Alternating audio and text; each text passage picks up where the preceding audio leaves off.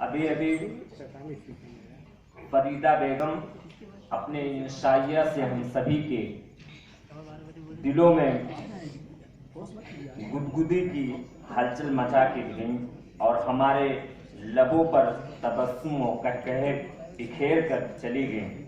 मैं बहुत बहुत शुक्रिया अदा करता हूं आपका। अब आइए इस बज़्म का रंग, महफिल का मजा बदलने के लिए एक ऐसी आवाज को पेश करने जा रहा हूं जिनकी आवाज की सेहत तराजी और उतार चढ़ाव के सभी दीवाने हैं। कहते हैं कि शायरी नगमगी है, बेचैनियों का गीत है, तन्हाइयों का संगीत है। अगर आप गौर से पढ़ें, गौर से सुने तो बेचैनियां खत्म होती हैं, तन्हाइयां बदल जाती हैं। ऐसा लगता है कि सामने महबूब हो और हम उससे बातें कर रहे हैं। हमारी बेचैनियों को खत्म करने के लिए, हमारे लबों पर मुस्कुराहट लाने के लिए, तबस्सुम से हमारे कुलूब को मुज़य्यन करने के लिए मैं एक ऐसी ही गुलकारा को आपके सामने पेश करने जा रहा हूं जिनसे मेरी मुराद नगमा तबस्सुम साहिबा है कि वो आए अपनी नगमगी से हमारे अज़हान को मुस्तफीज करें। उनके आने से कबल मैं ये कहूंगा कि ये कैसी बेखुदी है तेरे इंतजार में, ये कैसी बेखुदी है तेरे इंतजार में। तस्वीर बन चुका हूँ तेरे इंतजार में और तेरे लिए जहमत, मेरे लिए नजराना, जुगनू की तरह आना, कलियों की तरह जाना। और इस गुजारिश के साथ कि सुना है कि इनके लबों से गुलाब जलते हैं, सुना है कि इनके लबों से गुलाब जलते हैं, इसलिए इनसे बात करके देखते हैं। अब माइक पर नगमा तबस्सुम नगमगी के लिए। अस्सलाम वालेकुम। आज मैं थोड़ा मादर चाहती हूँ, मेरा गला थोड़ा खराब है। रात में थोड़ा वो खाना था, थोड़ा खराब हो गया।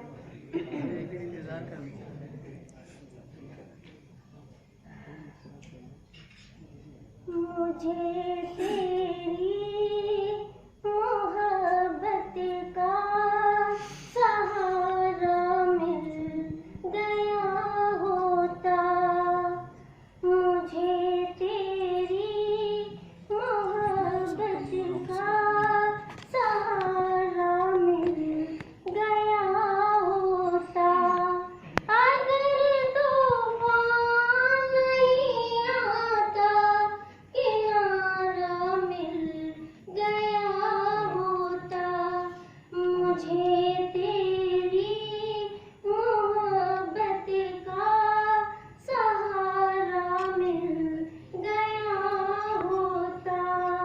अगर तूफान नहीं आता, किनारा मिल गया होता, मुझे तेरी मोहब्बत का सहारा मिल गया होता। न था मंजूर किस्मत को, न थी मर्जी बहारों की, नहीं गा पा रही।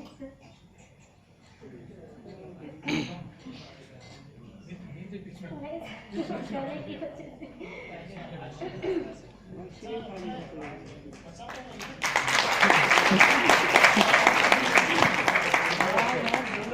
न था मंजूर किस्मत को, न थी मर्जी बहारों की, नहीं तो इस गुलिस्तान में, नहीं तो इस गुलिस्तान में कमी थी क्या नजारों की। मेरी नजरों को भी कोई नजारा मिल गया होता।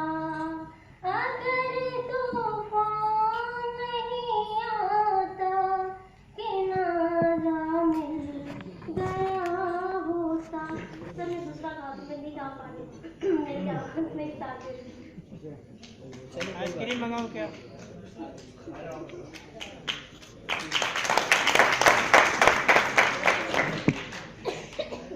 बहुत बहुत शुक्रिया। अब मैं नसरी नशिस्त के पहले सेशन की सदारती खुतबा के लिए, कलिमात के लिए, ज़र्री मशवरे के लिए मैं आली जनाब गुलाम मुस्तफ़ा साहब को दावत दे रहा हूं कि वो आए और सदारती कलमात से हम सभी को महसूस करें। माइक पर गुलाम मुस्तफ़ा।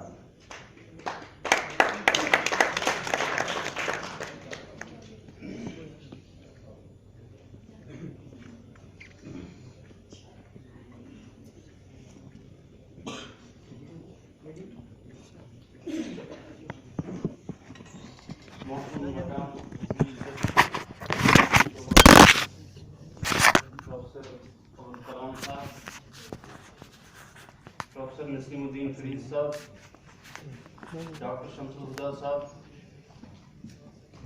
डॉक्टर फिरोज साहब, डॉक्टर बीबी रजा खातून साहिबा, डॉक्टर निगत साहिबा, डॉक्टर मसरत जहां साहिबा जो हमारे दरमियान नहीं है, डॉक्टर कुदूस साहब, डॉक्टर जुबैर साहब और डॉक्टर सुल्ताना बदर, दीगर रिसर्च तलबा व तालिबात, अस्सलाम वालेकुम व रहमतुल्लाहि व बरकातुहू।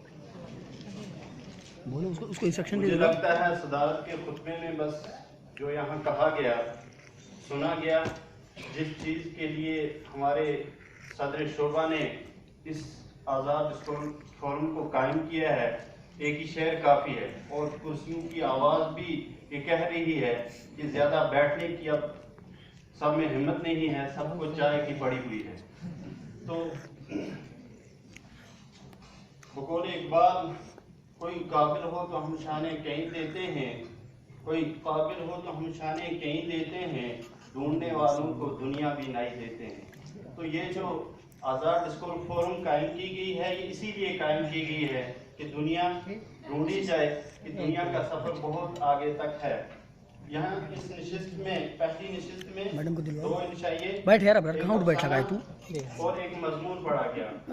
पहला इंशाइया शाहीन अंसारी ने पढ़ा।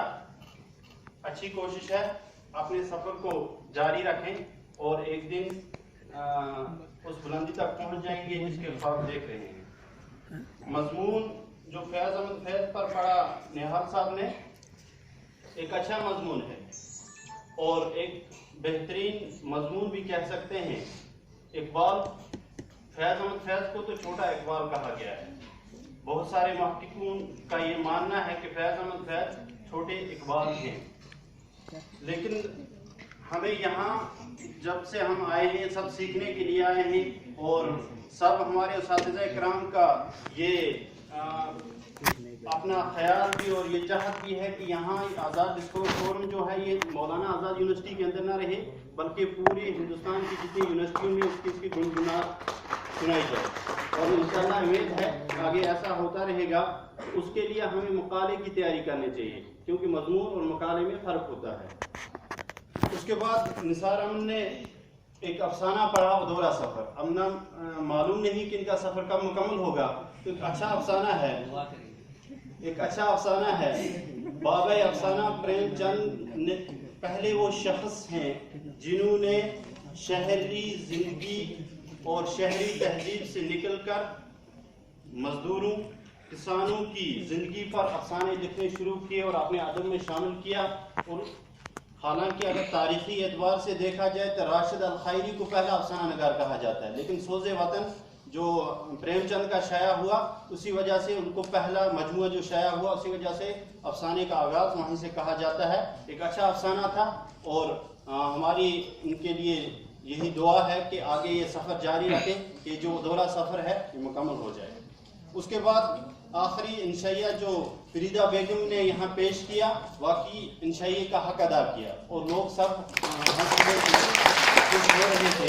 तो सबके लिए ज़्यादा कुछ कहने से सिर्फ यही कहना चाहता हूँ, जितने भी लोगों ने मकाले पढ़े, कि आप अपने इस जो आपका तख्लीकी जहन है इसको उस हद तक ले जाइए कि एक दिन हम तमाम लोग जो उर्दू शोबे से मुंसलिक हैं, हम ये आज़ाद डिस्कोर फोरम के तहत पूरे हिंदुस्तान में आज़ाद डिस्कोर फोरम की आवाज़ सुनाई दे। और इनके लिए जाते जाते एक शेर कि सितारों से आगे जहां और भी हैं, अभी इश्क के इम्तिहान और भी हैं।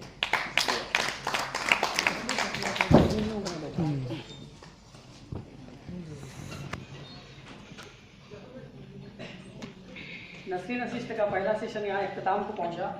अब दूसरी नशिस्त में जितने लोगों के नाम शामिल हैं वो यहाँ तशरीफ़ लाएँ और अपनी अपनी नशिस्तें संभाल लें। और इसकी निज़ामत के फ़राइज़ अंजाम देंगे Mohammad Rizwan, MA second year. मैं ये बात वाज़ेह कर देना चाहूँगा कि जितने लोग हैं यहाँ पे, चाहे नस्री नशिस्त के सदूर हों या दीगर अरकान, किसी को भी अलग से अब शुक्रिया की ज़रूरत नहीं है। सर लोगों को शुक्रिया, क्योंकि मैं देख रहा हूँ कि 2 से 3 मिनट इसी में गुजर जा रहा है। तो जितने लोग हैं उन लोगों का नाम अगर हम देखें तो करीबन 25 से 30 मिनट इसी में हमारा निकल जाएगा। तो ये प्रोग्राम उनकी शान के लिए मुनक्किद किया गया है, तो अलग से अब शुक्रिया अदा करने की ज़रूरत नहीं है।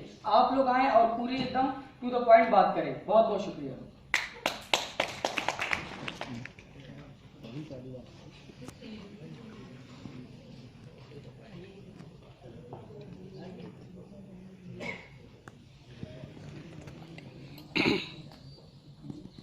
दोस्तों, आज के फहरिस्त के मुताबिक क्योंकि मेरा नाम तो शामिल नहीं है, लेकिन फिर भी मैं ज़र्रार भाई का और रियाज साहब का शुक्रिया अदा करूंगा कि उन्होंने कहा कि नहीं, आपको ऑन द स्पॉट ही जो है हाजिर होना है और बोलना है।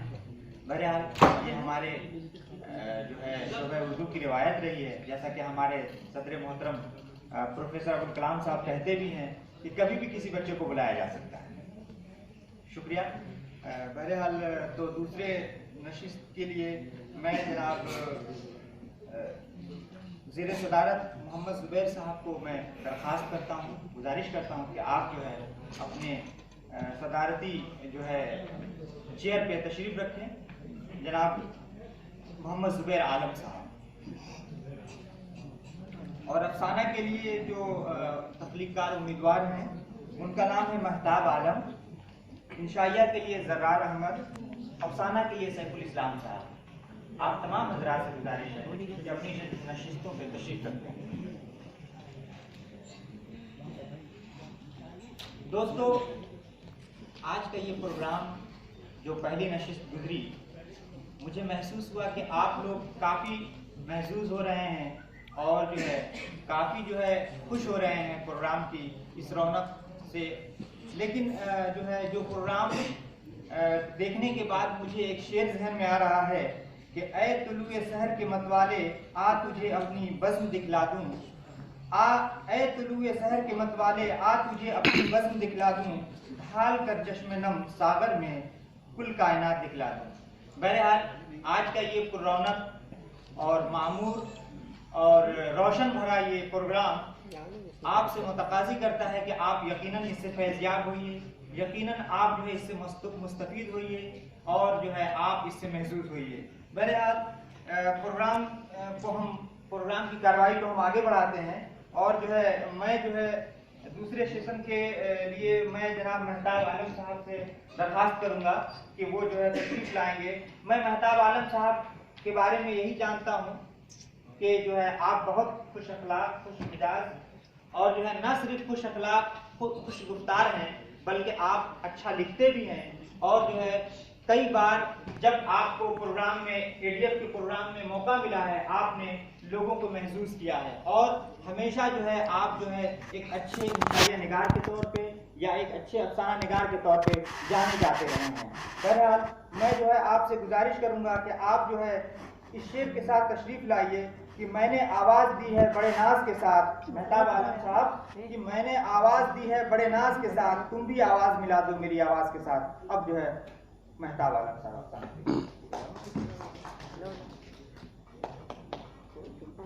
अस्सलाम वालेकुम रहमतुल्लाहि व बरकातुहू। अफसाने का उन्वान है मासूम मकतूला। संगीता अपनी गोद भराई की रस्म पर बहुत ज़्यादा खुश थी। उसकी शादी को 5 साल का अरसा गुजर चुका था, मगर अब तक कोई औलाद न थी। उसकी गोद सूनी थी। कुदरत ने पहली बार उसे ये नेमत अदा करने का फैसला किया। ये खुशी सिर्फ संगीता के लिए ही नहीं बल्कि उसके शौहर समेत घर के हर फर्द के लिए किसी जन्नत की खुशखबरी से कम न थी। शिकम मादर में मौजूद खूने बस्ता को इंसानी शक्ल में ढलने के लिए अभी तो कई महीने बाकी थे। बेजान गोश्त के टुकड़े में रूह डालने की मियाद काफ़ी दराज थी।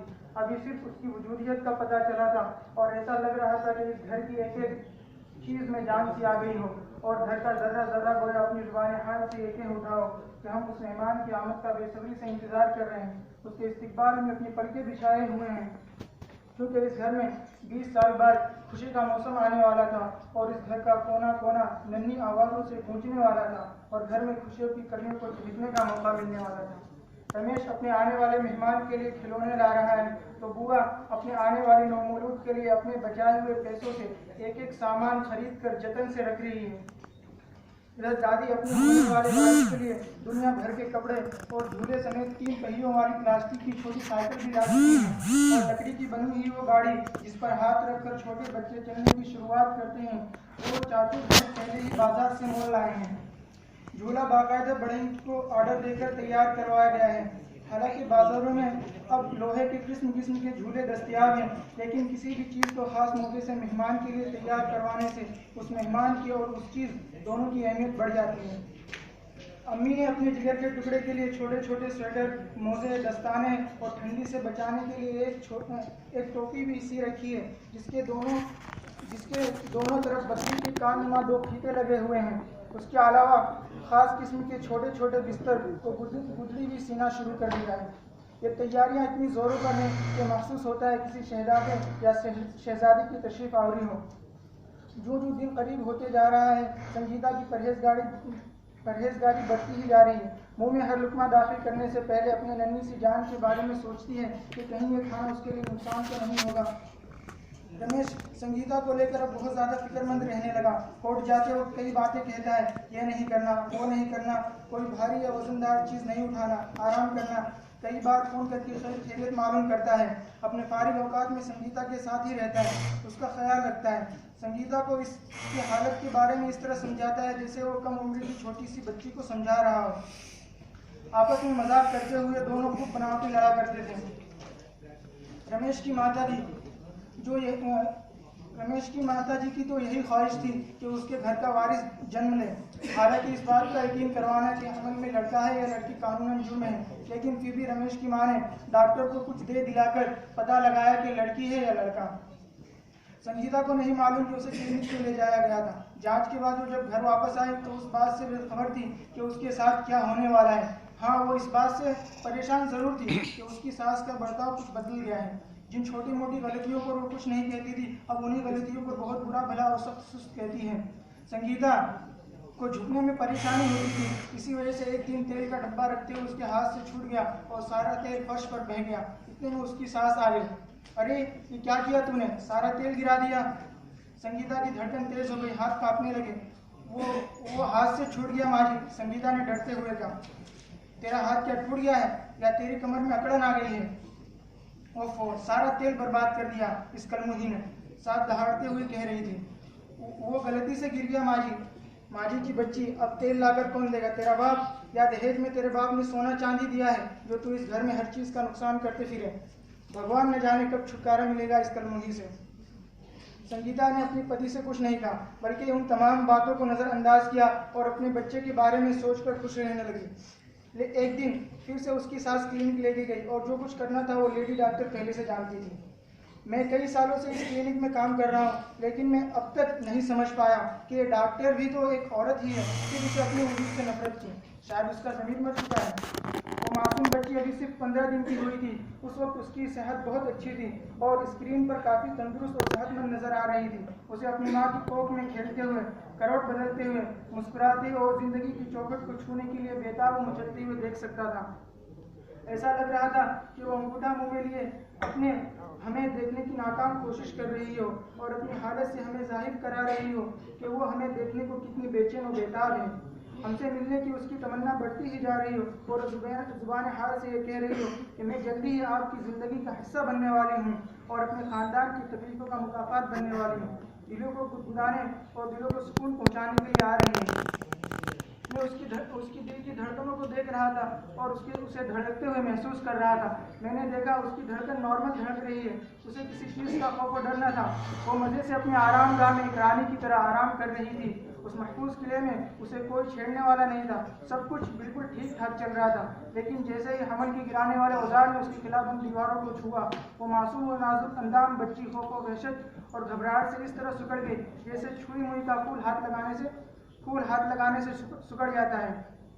उस बच्ची ने अपने आप को समेट लिया। उसका दिल, जो अब तक बहुत ही आराम से मुअद्दिल अंदाज में हरकत कर रहा था, अचानक उसकी रफ्तार बहुत तेज हो गई। वो जल्दी तेजी से धड़कने लगा। हालांकि अभी तक खंजर ने उसे छुआ भी ना था, लेकिन उसे महसूस हो चला था कि कोई चीज़ उसके आराम में खलल पैदा करने की कोशिश कर रही है और उसके महफूज किले को तोड़कर मिस्मार करना चाहती है।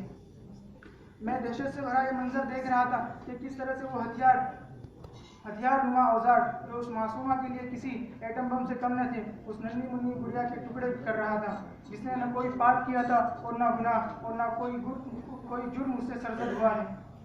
अरे अभी तो उसने अपने लब तक नहीं खोले, अपने बाहर आने का ऐलान तक नहीं किया और उससे पहले ही उससे सांस लेने का हक छीनने की कोशिश की जा रही है। आज पहली बार क्लिनिक का यह राज मालूम हुआ। मुझे लगा मैं एक जहन्नुमा क्लिनिक में काम करता हूँ। मैंने देखा कि उस गुड़िया के पैरों के टुकड़े किए गए, फिर उसकी प्यारी नाजुक मुलायम उंगलियों को नोच कर उसके हाथों से जुदा कर दिया गया, फिर उसके शिकम के बड़े बेरहमी से 2 टुकड़े कर दिए गए, उसकी गर्दन खींचकर जिस्म से जुदा की जाने लगी। वो मंजर इस कदर दर्दनाक था कि शायद औजार को भी उस बच्ची के टुकड़े करने पर रहम आ रहा होगा। अगर उस आले के बस में होता तो वो चिल्ला कर इस घिनौने काम की अंजामदही से इनकार कर देता और इंसान बशक्ल हैवान, बल्कि उससे भी बदतर लोगों को खुद ही टुकड़े कर देता। लेकिन जब अशरफुल मखलूकात में कोई हरकत नहीं तो बेजान चीज़ क्या कर सकती है। लेडी डॉक्टर मासूमा को इस बेदर्दी से टुकड़े किए जा रही थी जैसे वो जिंदा जानदार शे नहीं बल्कि किसी मुर्दार जानवर को बेदिली से टुकड़े कर रही हो, और उसके चेहरे से लग रहा था कि कोई जंग फतह करने के करीब है। मासूमा इस तरह से छटपटा रही थी जैसे जिंदा इंसान के जिस्म से कोई उर्ज़ कट छटपटाता है। वो मासूम अपनी मकदूर पर ताकत बचने के लिए सर्फ कर रही थी, लेकिन उस बेगुनाह को क्या मालूम कि उसका बचना नामुमकिन है। बचना तो दूर, वो तो आवाज़ भी नहीं निकाल सकती। शायद वो दिल खराश चीखें निकाल रही थी, लेकिन उस सदा को सुनने के लिए कान बहुत पहले ही बहरे हो चुके थे। आखिरी दम तक उसकी धड़कन की रफ्तार 200 तक पहुंच गई थी। डॉक्टर ने कहा, अली वो सर फोड़ने वाला सरसी दो। वो अपने सर को पीछे की तरफ खींचते हुए महसूस कर रही थी। अब उसमें सिर्फ चंद रमक ही बाकी रह गई थी, लेकिन अब भी ऐसा लग रहा था कि वो अपनी पूरी ताकत सब करके गोया कुछ कहने की कोशिश कर रही, लेकिन वो नाकाम रही। मेरी आंखों के सामने वो भयानक और दिल दहला देने वाला मंजर भी आया जब लोहे की सरसी उसकी खोपड़ी को तोड़ने और उसके टुकड़े कर देने के लिए तलाश रही थी। आखिर उस सरसी ने उसके सर को पकड़ के पूरी ताकत से दबाया और उस मासूम मकतूला के सर से भेजा निकल कर इस तरह बाहर आ गया जैसे आम से गुठली निकल जाती है। अभी उसके सर का टुकड़ा इतना बड़ा था कि पाइप से नहीं निकल सकता था, इसलिए डॉक्टर ने अपना मुंह बिगाड़ते हुए और भी टुकड़े कर डाले। ऐसा लगता था कि उस पाइप से निकलने वाले हर टुकड़े में उस मकतूला की इतनी दर्दनाक और भयानक चीख छुपी थी कि अगर दुनिया में आया होने दिया जाता तो दुनिया की एक चीज़ उस आवाज़ की संगीनी और वहशत से मर जाती। सास बहुत खुश हुई और करीब खड़ा बेटा बस थोड़ा सा गमगीन था। रातों दिन की गर्दिश में कोई फर्क नहीं आया, हर चीज़ अपनी असली हालत पर मौजूद थी। घर की तमाम चीज़ें वैसी ही नज़र आ रही थी जैसे पहली थीं। हर कोई मामूल के मुताबिक अपना काम कर रहा था। घर के तमाम अफराद हंसते मुस्कुराते खाना खा रहे थे। बस फर्क इतना था कि संगीता आज अपने बेड पर बेजान जिस्म के मानी मुर्दे की तरह लेटी थी। आंखों से आंसू बहकर तकिए को भिगाए जा रहे थे और सामने अलमारी में और छज्जे पर खिलौनों का ढेर लगा हुआ था। 3 साल का अरसा गुजर चुका है। आज फिर संगीता के साथ उसे क्लिनिक लेके जा रही है। शुक्रिया।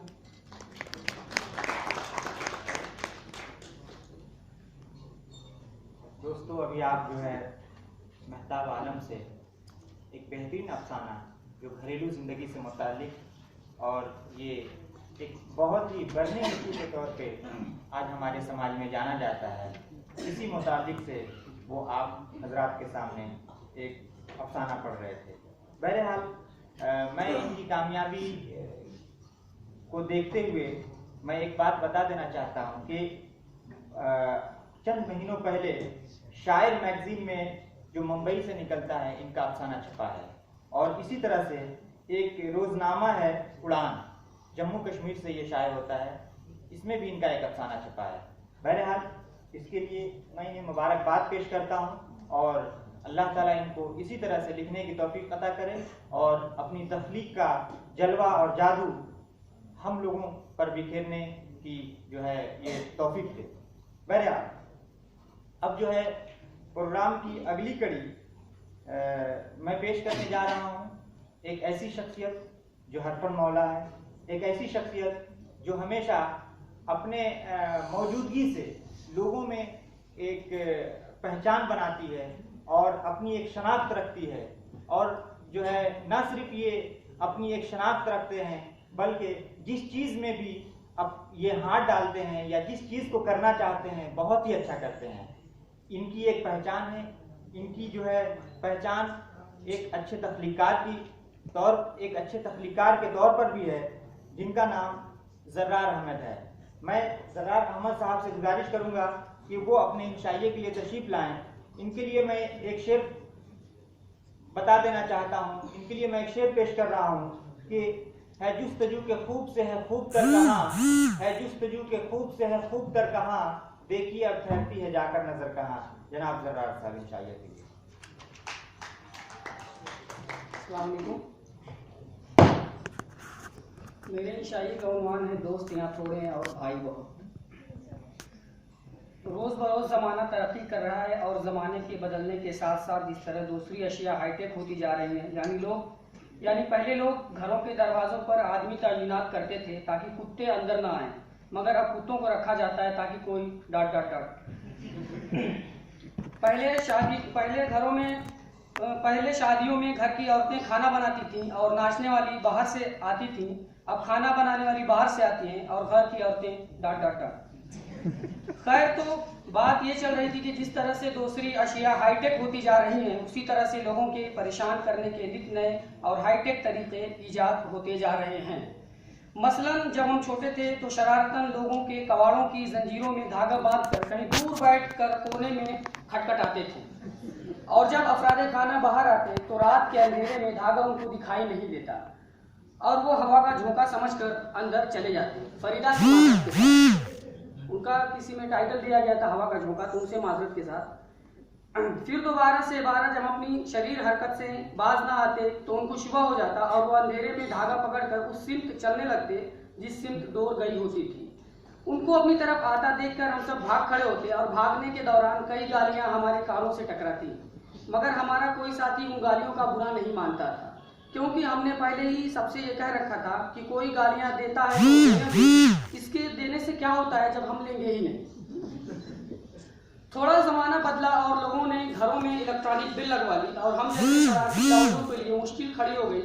पहले मुश्किल ये था कि ऊँट के गले में घंटी बांधे कौन, यानी जंजीर में धागा बांधे कौन, और अब मुश्किल ये थी कि बिल बजाए कौन, क्योंकि दरवाजे तक जाकर जंजीर में धागा बांधना अलग बात थी, मगर वहीं पर देर तक खड़े होकर बिल बजाना ये अलग बात, क्योंकि उसमें पकड़े जाने का ज़्यादा खतरा था।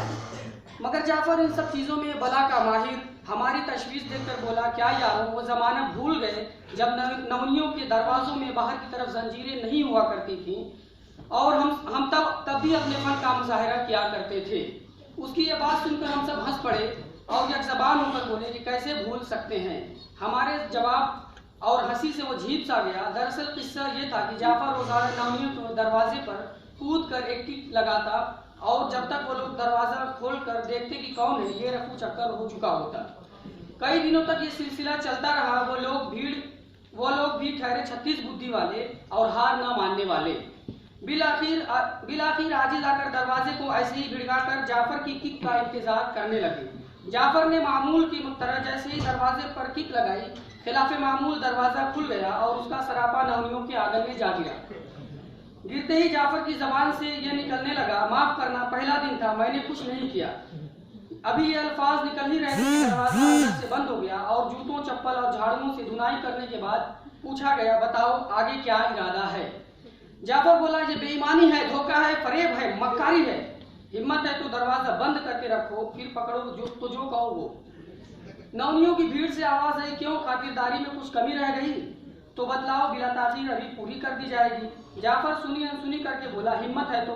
अभी उसका जुमला पूरा भी नहीं कर पाया था वो कि एक बार फिर से कातिल मदारत शुरू हो गई।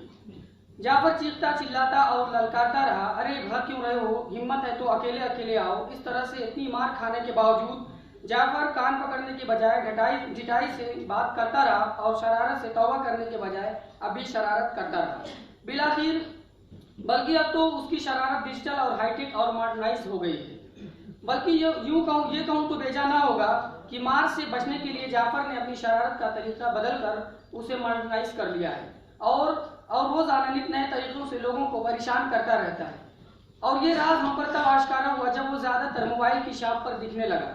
हुआ यूं कि कई दिनों से मैं जाफर को बहुत खुश देख रहा था। वो अपनी धुन में मगन रहता, हंसता मुस्कुराता गाता।